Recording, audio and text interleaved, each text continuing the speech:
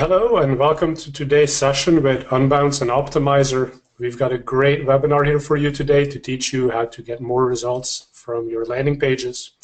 My name is Frederick Vallaeys. I'm one of the co-founders of Optmyzr. And while we allow a couple more people to trickle in a little bit late here, we wanted to invite you to try the Unbounce landing page analyzer. So obviously we're going to be talking about how to optimize your landing pages. If you want to know ahead of time how your landing pages are doing on some of the topics that Corey will be discussing, this is a great tool, very quick. Just put in your landing page and you'll get a custom analysis. So the easiest way to get to that is look at that link right there on the bottom. So obviously you can't click on that button right there, but go to unbounce.com/landing page analyzer.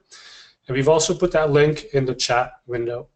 So you can also access it that way. So we'll give people another minute or so here to join us. But meanwhile, feel free to go ahead and put your website into that tool. I think it'll make the session more useful. So we'll be back in about 1 minute, and then we'll kick it off.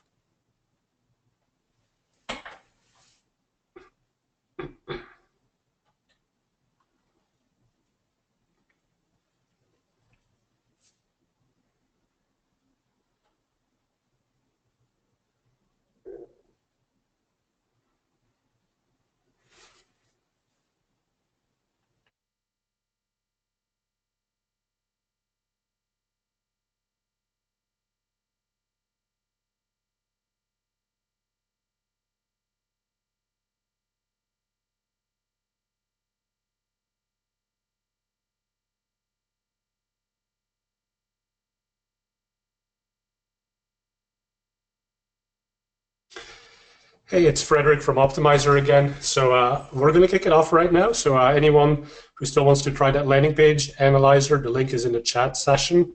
But we'll go on to the next slide right now. And so my name is Frederick Vallaeys. I work for Optmyzr. I'm one of the co-founders here. And so I spend most of my days thinking about things like how to improve bids on AdWords, how to find better keywords, how to manage budgets, all things to optimize AdWords, Bing ads, PPC performance. But last year, I had the pleasure of going to a conference in Vancouver, and it was a conference hosted by Unbounce. And this company really looks at conversion rate optimization. And so basically how to make your landing page convert more of the visitors that you drive anyway into buyers or leads. And it's a really interesting topic, right? So it's not something that Optmyzr specifically does, but if you sometimes think about, well, what is the best way for me to get more results from the money I spend on AdWords anyway? Sometimes the right answer is to just improve your landing page, because that could have a huge impact on your conversion rates, could get you many more results. So when Unbounce came to us and said, hey, we'd love to do a session for your audience and tell your AdWords advertisers how to get more results, I was really excited. So today we're joined by Corey. And so Corey works for Unbounce now, but interesting fact, he used to work for Eat Street, an app that helps you find street trucks, I guess, right? So Corey, welcome to the session today. Tell us a little bit about yourself. Thanks, Fred. I didn't know you looked me up that deeply. That is true. It was tied to a TV show that helped you find street trucks around North America. And hello, everybody. Thanks for joining us. So these days, I am not helping people find street trucks unless they ask me on the street. I am, in fact, helping PPC marketers improve their conversion rates. So that's what I'm going to hopefully help you guys do today. Great. So yeah, let's go to that next slide so people have a little picture there of what you look like, what I look like. So a few logistics, and then Corey's going to take it away with the great content he's prepared. So we are recording this session. We will be sending out this to anyone who is registered tomorrow or the day after. This is an interactive session. We're doing this live, so please ask your questions. There is a Q&A section in the tool. You can also pop any logistical questions into the chat window. I'm going to try to answer any questions regarding sound or stuff like that on the spot. Anything that would be useful for everyone to hear, we'll save those questions more towards the end when I'll be feeding them to Corey. And I'll also give you my opinion on any of those questions that came up. So anything to do with AdWords or anything to do with landing pages, you know, you got two experts on the call here. But with that, let's learn a little bit more about landing page optimization. So Corey, the floor is yours.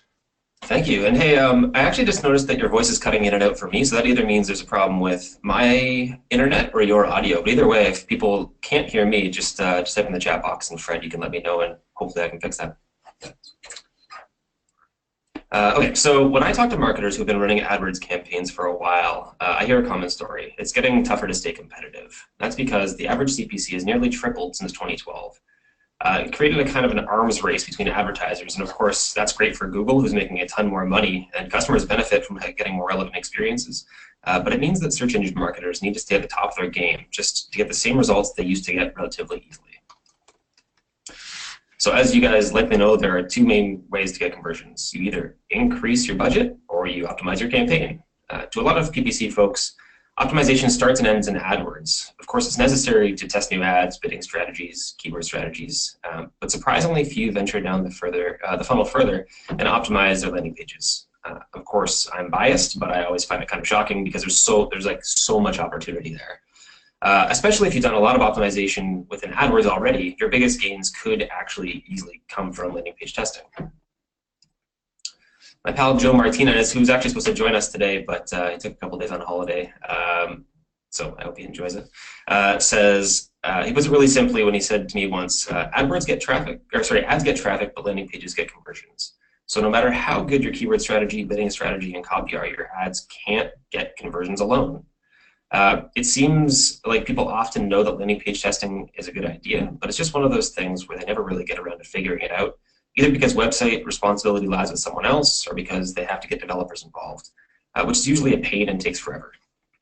We'll tackle both of those obstacles soon, but do know that those who overcome them get more control over their quality score, they have higher conversion rates, they have an edge over their competitors who aren't doing it, and they have more options for tests, and that last one's actually a really interesting side benefit of taking control of your landing pages. In the same way that you may have started using Excel for one specific thing, but then as you can rely on it more, it fundamentally changed the way you work. If you can quickly launch landing pages yourself, you can test pretty much anything you want, and life gets a little sweeter once you have that tool in your belt. So within the next, actually, 30 minutes or so, but I have practiced this out and it ends to run a little bit short, so I figured it was better to go short than add a bunch of filler. But anyway, within about the next 30 minutes, we'll, with the help of Unbounce's new landing page analyzer, I'm going to run you through a number of ways to improve your current landing pages. And then I'll introduce Unbounce, showing you an easy way to implement those changes. Before I dive right into landing page tests that you should consider, though, you should understand the source of the information, in case you've never heard of Unbounce. All the best practices that I'm going to present are a result of both teaching customers how to be successful using dedicated landing pages and observing what's working and what isn't across our whole customer base. Unbounce is cloud-based software that gives marketers a way to build and test landing pages and pop-ups so that they can get more conversions from their paid traffic without needing a developer. We've been obsessing about conversions for over 8 years now. With Unbounce, search engine marketers can start from one of our 125 templates with the best practices that I'm about to present built in, and then modify it so it looks exactly like any page on your website, but it converts better. So since 2008, more than 240,000 marketers have used Unbounce to drive about 5 billion visits to 1.5 million landing pages, resulting in 328 million conversions. All of that just to point out that we've got a lot of data to analyze. So on top of the best practices that I'll present to you shortly, we've begun investing in artificial intelligence to take the data that we've accrued and use it to improve our customers' landing pages. The first, 20% conversion rate there, Corey. That's pretty good, right? So I'm interested to hear how you get 20% conversion rates. You mean that average? You do the math on the numbers there? Yeah, exactly. Yeah. I hadn't done that math before, so let's find out.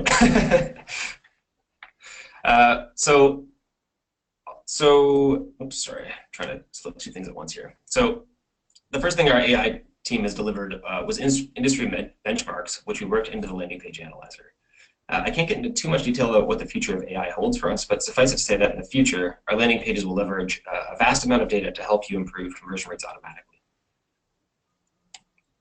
By the way, if you're ever curious what's considered a good conversion rate in each industry, take a screenshot of this slide.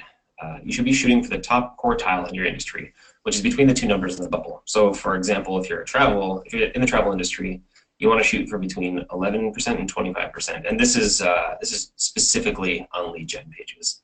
And to give a bit more context, the reason I say the top quartile is because generally people are doing a bad job with their landing pages, and it shouldn't be exceedingly difficult to get into the top 25%. So now let's dig into how to improve your specific landing page. First, I'll show you where to find the advice specific to your page that you put in the analyzer, and then I'll give you a checklist you can follow no matter what page you're testing. In your analyzer report, there's a section with the top 3 recommendations to improve your score. It's tailored entirely to your page, so I'd highly recommend just following that advice is a good place to start. Some of our customers have told us that just implementing that advice alone has been enough to lift their conversion rate significantly. However, there's one important variable that the analyzer sort of skims over because it's hard for a machine to analyze the design of a page. So I'm going to walk you through that section in more detail. As I sip my tea. After analyzing thousands of different pages, we've broken landing pages down into 5 elements that are common on every single page. Each element plays a different role in converting the visitor. I'll present the page elements as a 5-point checklist that you can use to ensure your landing page has everything a prospect looks for when deciding if they'd like to take you up on your offer. The hero shot is the visual representation of your offer. It can help people gain a better understanding of what your product or service is and what it looks like. Often you'll see people using a generic stock photo or a background video that they think looks cool because they know that they need something there, but they don't know what to use. So I hope I can provide some guidance. First, stock photos are lazy.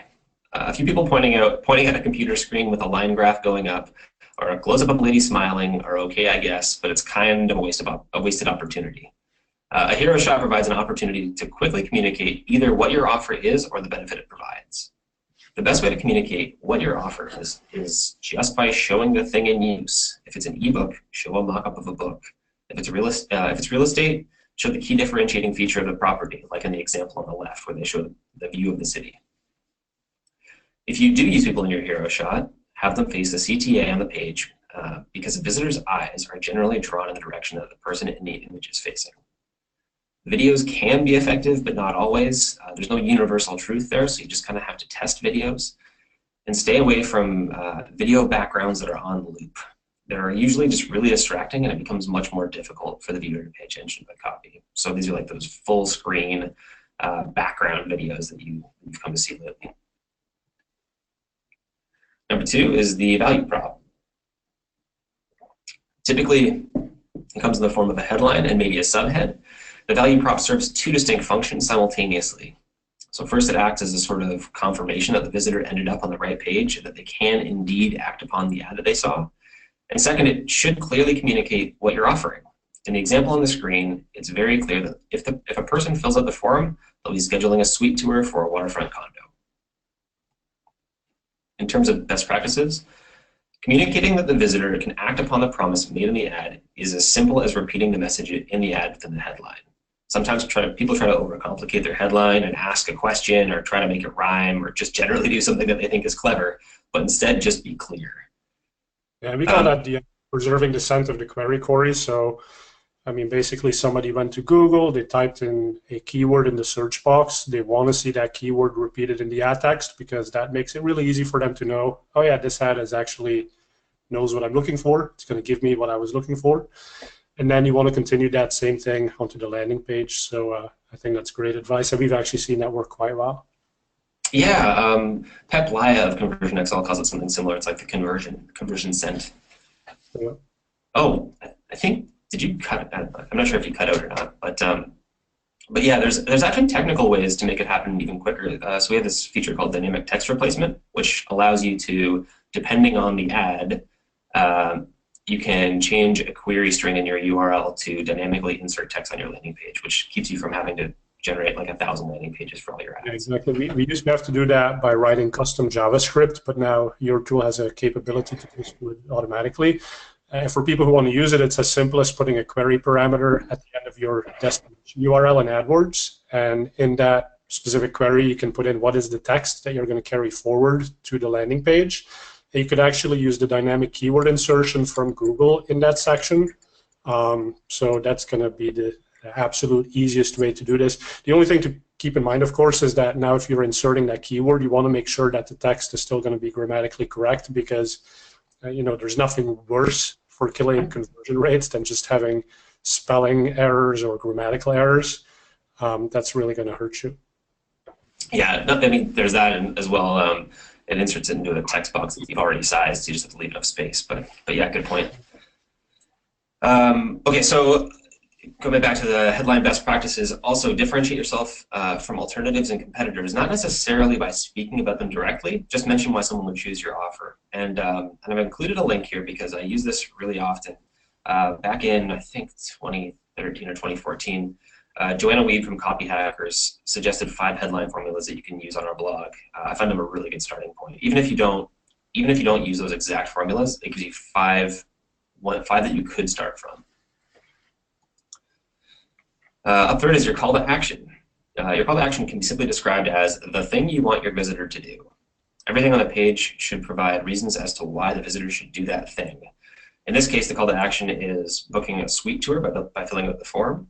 So all the copy, images, and videos on the page are simply providing reasons why the visitor should book that tour. Ideally, enough information should be provided on that page that a visitor is persuaded to execute the call to action. So if that's the case, just following this through logically, there's no need to include links anywhere else on the page. So you should really just have a single CTA. Besides, if you're inviting your visitors to do something other than convert, they might just take you up on that offer. And that said, you may want to repeat the CTA or have buttons that send people back to the CTA through the page, so it's easy for the prospect to perform the action. But that is a common question we get, like, how many should you have? The answer is 1, but you can repeat it. Yeah, and that also ties back directly into AdWords. So it's kind of the same advice in writing an ad text. You want to have a strong call to action. And I think anthropologically, humans are just kind of like hunters, gatherers. So our ancestors used to go out into the wild to look for berries or to hunt, a bear or something. And we kind of want to do the same thing when it comes to advertising. We see an ad and it tells us, hey, go ahead and request a brochure.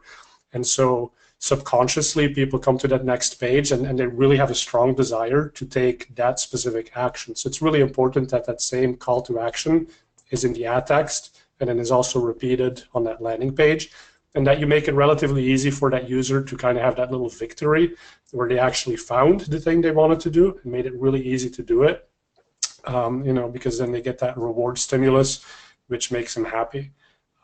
So I think everything you're saying here is great because it also ties directly back into what you should be doing inside of your ad text.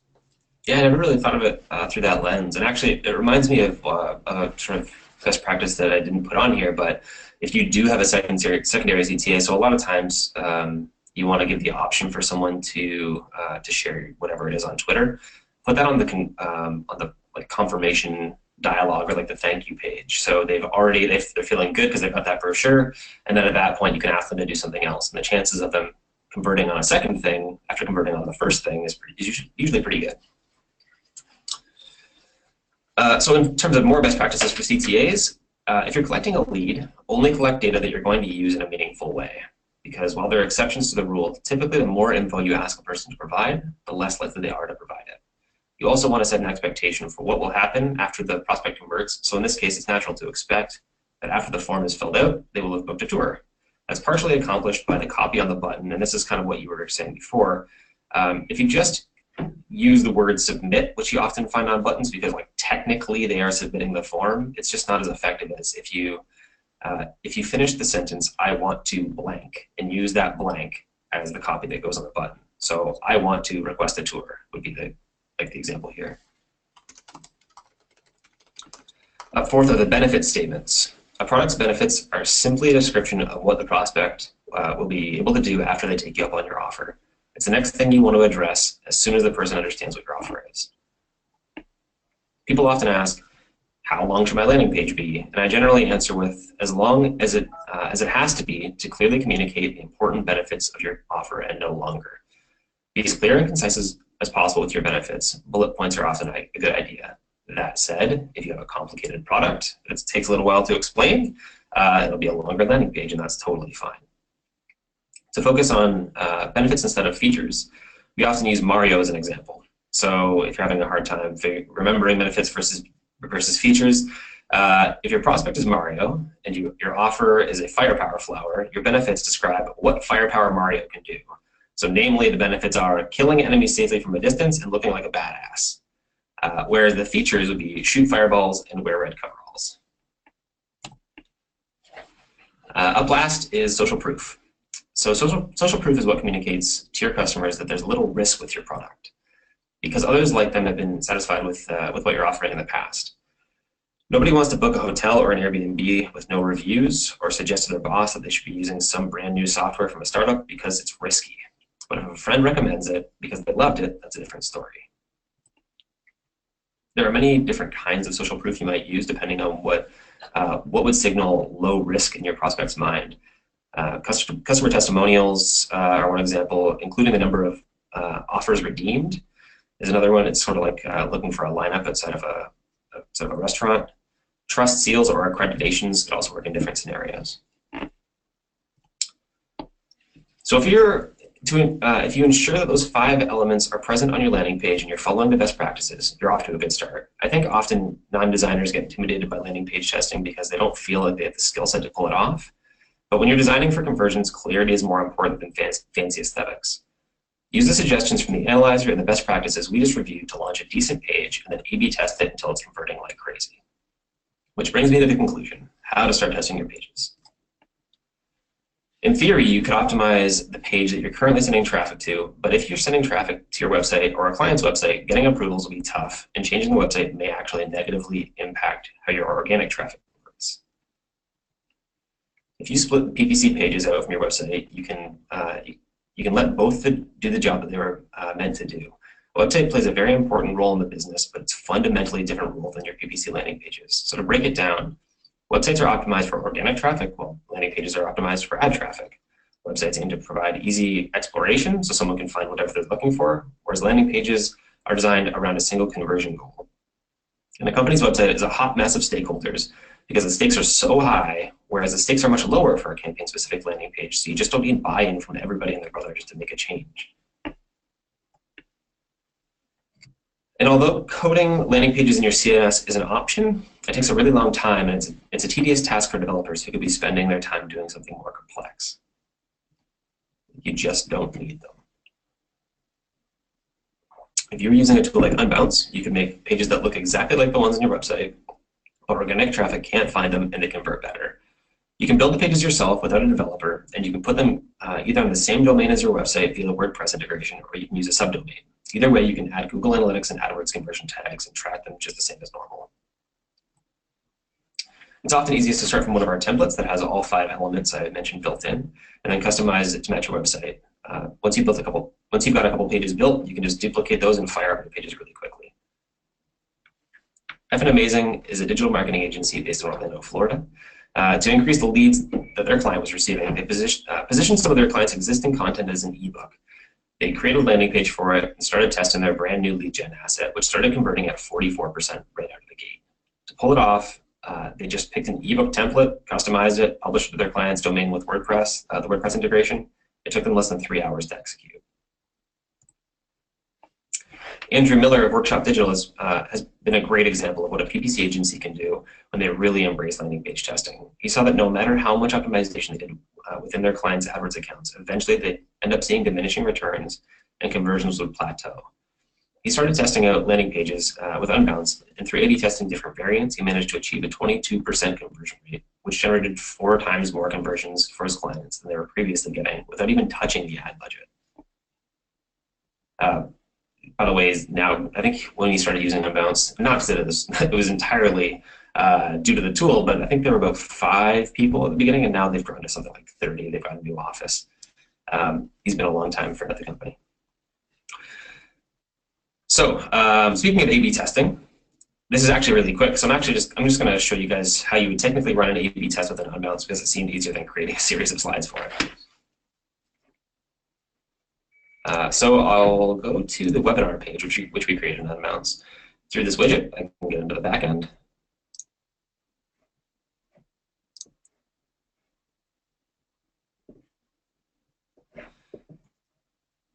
And this is converting at 83%, which is sort of unheard of. So thanks, guys.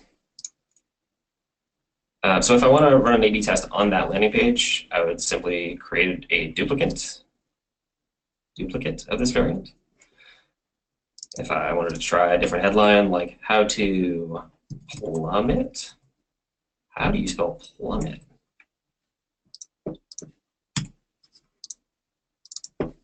There we go. You save it, go back to the overview, and then just split the traffic. So you've got now two variants.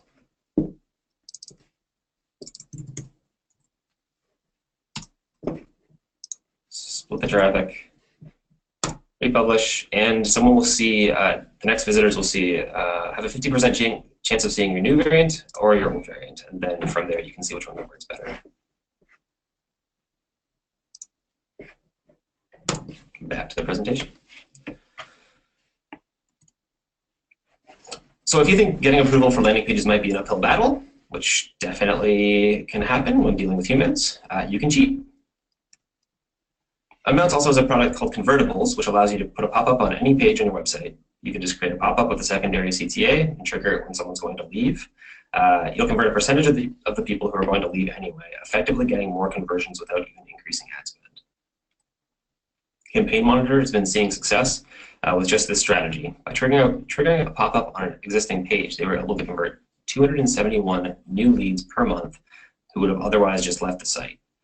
Similarly to Effin' Amazing, they started from a template, modified it to match their brand, set the trigger to on exit, put the JavaScript on their page, and launched. It took less than 2 hours, and they didn't have to change anything on their website. If you'd like to learn more about how you can use Unbounce to start testing your landing pages from your AdWords campaigns, just answer yes in the exit poll, where we ask if you'd like someone from Unbounce to reach out, or visit unbounce.com/ppc-landing-pages. And with that, let's open it up for questions. Great, Corey. You're just at about half an hour, so right where we want it to be. So here's that poll. If people want to learn more about Unbounce for landing page optimization, go ahead and check that box. You can also check the other one for learning more about Optmyzr, or PPC management tools. But let's go to the questions. So Christopher was asking, should you link the main website from the PPC landing page? Yeah, that's a good question. So typically the answer is no. And the reason is because you should be able to provide everything on that page that that they would need in order to convert. Like, yeah, the page should provide all the context. Now, we've seen in our testing that the next page that people often go to is our homepage after our landing pages, and that to us signals that we need to include more information on our landing page. Like, people shouldn't have to jump through hoops to convert. Interesting. And so you figured that out by using Google Analytics and seeing the referring page, I suppose? Yeah, exactly. And it's kind of like that fine balance, because personally I also find usually when I land on a landing page, a specifically designed landing page, I want to see the home page and kind of get confirmation that everything the marketing team is telling me is also, or the ads team is telling me is the same that the website in general says. So having some continuity between the two, I think, is also pretty important. Yeah, it's. I think there's a bit of a balance, because I think you could definitely. Sorry, I think you cut out again. But I guess just to build on what you were saying, I think you could make the argument that if you're trying to sell your product and the buying process is a bit longer, then linking to your landing page may be a good idea. Although I'd still default to not using it and seeing if you should later. But with something like a lead gen piece where it's just the commitment is much smaller, they may not need to go back to the home page to verify, are they legit? All right, good point. So Courtney's asking, how do you typically calculate the conversion rate? Do you do it based off of the clicks or the impressions in the tool? It's clicks divided by, I can't remember if it's viewers or views. I believe it's viewers is how you calculate the conversion rate in the tool. So if you're talking about ad impressions, we don't really take that into account in the tool. But you would see that in AdWords. Right, so the conversions that you're talking about is of the people who come to the landing page, how many of them take the action that you wanted? Exactly. Right, and then so Corey, I suppose your question is more about how do you tie it back to the AdWords data. Now the click on the ad and then the page view and Unbounce technically should be the same, but obviously it's not always going to be. People, the page may not load or there may be other issues. But yeah, I suppose you could also then look at your conversions per impression. And that's actually an interesting metric. So in ad testing, A/B ad testing for Optmyzr, we let people choose whether they want to optimize for click-through rate, conversion rate, or the combination of those two, which is conversions per impression. Mm-hmm. Now, oftentimes the reason people might want to use conversions per impression is because they don't have access to change the landing page. And so it's, again, a fine balance. Like you could drive an amazing number of clicks and have a great CTR, but if the landing page is generic and you haven't been able to optimize it, then those people may not convert, right? So you want to also take into account sort of the impression level data. So yeah, that's how we think about it. The next question here from Chris, is it bad to use a different domain for your PPC landing page than your main website? I don't think so. I mean, I typically just default to using the main website because I'm able to with the WordPress plugin I was talking about, but I don't think there's a problem with using a subdomain. And in a lot of cases, it can help you organize things, so different subdomains for different sort of purposes. And from an AdWords standpoint, there's no, they don't penalize you in any way for using subdomains. Good. And next question here I'm reading is from Blake. He's saying that he typically doesn't see many top brands using dedicated landing pages in e-commerce. Usually it's more lead gen. Corey, do you have any thoughts on landing page optimization and creation for e-com? Yeah, landing pages when it comes to e-commerce are typically more of a lead gen play because when you're driving traffic to something, you typically want to drive them to your product pages. So if you're testing if you're testing your landing page, that landing page being the product page, you kind of want to be able to do it in such a way that you can take those learnings and change the template of those pages so that all the pages follow suit after.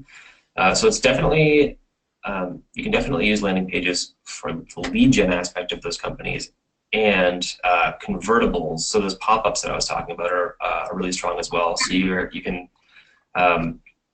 can capture leads on the site that would have been leaving. You can promote various sales and stuff through our sticky bars. But yeah, landing pages for e-commerce are less useful when you're trying to sell a product, more useful for lead gen, in my opinion. I find it a really interesting question, Blake, and maybe it's something Optmyzr needs to take a look at, making it easier to test different variations of e-commerce landing pages. Because, I mean, even figuring out, should we take people to a page that's just about that one product, or should it be a category page with a couple of additional options? I mean, obviously, there's nobody in the world better at this than Amazon and how they do landing page optimization. But the trick is oftentimes, like, how do you, as someone without the resources that Amazon has, how do you still put something like that into play and actually test it out, which can be quite difficult. Jean is asking, are there any verticals where landing page optimization is not, or like these custom landing pages are not advisable? For example, in healthcare, people may want to learn more about the provider, especially if it's like serious stuff like cancer treatment.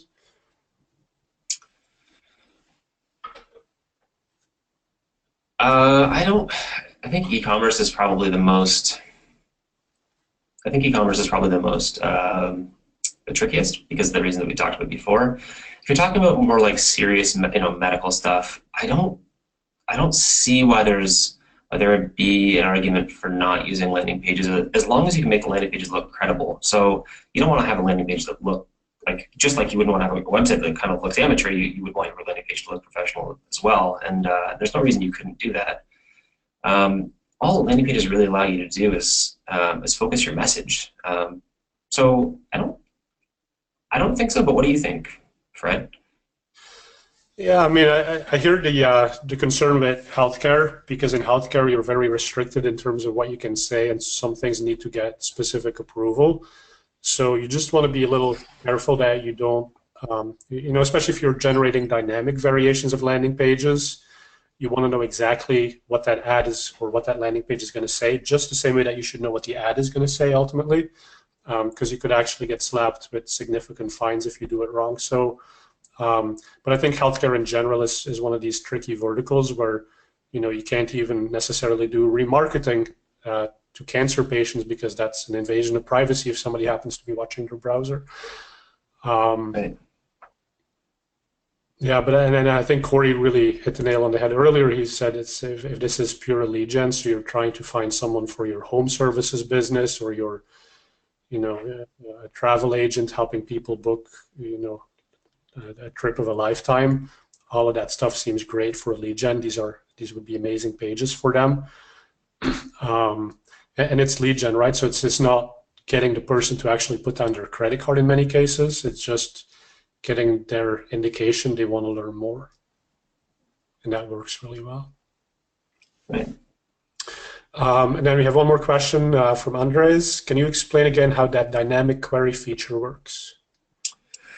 Yeah, so I find it easiest to explain it without dynamic keyword insertion in the picture. But basically, in your URL for your ads, you just add a URL parameter. So it's like question mark, for example, like question mark headline equals, I don't know, anything, like any word.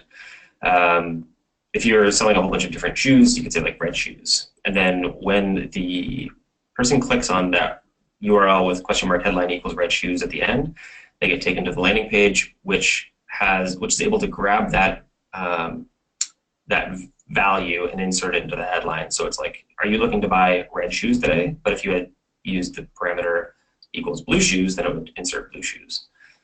I guess taken to the next degree is like, if you were using dynamic keyword insertion to also insert red shoes and blue shoes into your ads, then you could use that that keyword in the URL parameter, which pass it through. That was a pretty awkward explanation. Fred, do you think you could do a simpler simpler one, or was that okay? Yeah, I was just typing it into the chat box, kind of the structure of it, but unfortunately it kind of messed up the URL in there. So yeah, but I mean, think about it from the perspective of dynamic keyword insertion. So in your destination URL, you can put in query value pairs.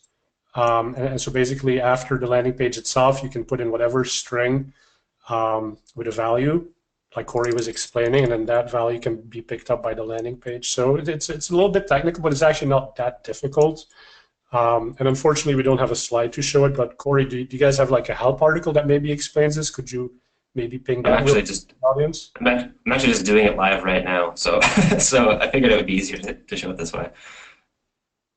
So I've went into that same landing page, and if you just click on here, you go to dynamic text. You can say enter your headline. Okay. I had to close out the poll there for people to be able to see this. So now they can see. Okay. Sorry for that. Okay, so I've highlighted this. I go in, change the text. So the default text would be drop. But maybe I publish this. Right, and go back to that where you showed the URL parameter for a second. Yeah. I think people may have missed that. So you click on drop, make a dynamic text replacement, and then that URL parameter. So that's the thing it's going to look for inside of the URL string. Headline right. Something. So that's how you set it up in Unbounce. And then to actually see it in action, actually, let me take off the A/B testing, or else this might not work. Because we have a 50-50 chance of seeing this variant.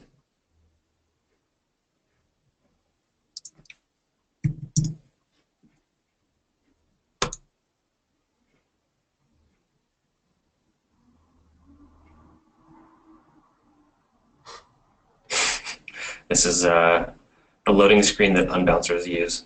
It's not the typical loading screen. And I noticed, by the way, some people have now come to the registration page that says how to drop your conversion rate. So. Oh, really? Oops. How to Fred your conversion rates.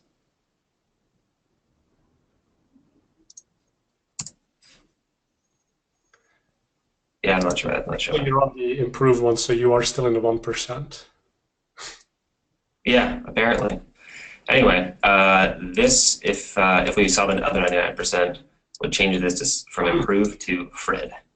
That's Yeah. how that works. And then the point that I was making is rather than hard coding Fred in the URL from AdWords, you could even do dynamic keyword insertion at that point. And then it would just grab the keyword that matched to whatever the user was searching. And that would be like the ultimate way to preserve the scent of the query. Right. So we have one final question, Corey. So Courtney is asking, say we follow all the best practices, yet we still have low conversion rate. Where do we go next? Do we look at the AdWords copy? I mean, it's always hard to tell what you should be optimizing, but of course you should always be optimizing your AdWords copy, bid strategy, keyword strategy, things like that. If you're pretty sure that the landing page conversion rate is not performing well, then what I would suggest is we've got a ton of resources, a ton of blog posts by a guy named Michael Agard who explains his process for doing A/B testing. And essentially what he does is you include Google Analytics, Hotjar, and on your page, and you can start to analyze what is it that that's like turning people off. You can also do interviews are a great way to do it, polls. But essentially what you're trying to do is figure out what it is that's turning people away, or what information that they need in order to convert. Once you find that out, you run an A/B test with those changes in place, and you start with best practices, and then you A/B test your way up. That's my recommendation. Yeah, and Courtney, I also think what you're suggesting is it goes back to, have you targeted the right people on AdWords in the first place? So do you have good keywords that are actually relevant to your business? And then have you done a good job writing the ad text? So the ad text obviously has to match the call to action, the value prop, the benefits that you're going to repeat on the landing page.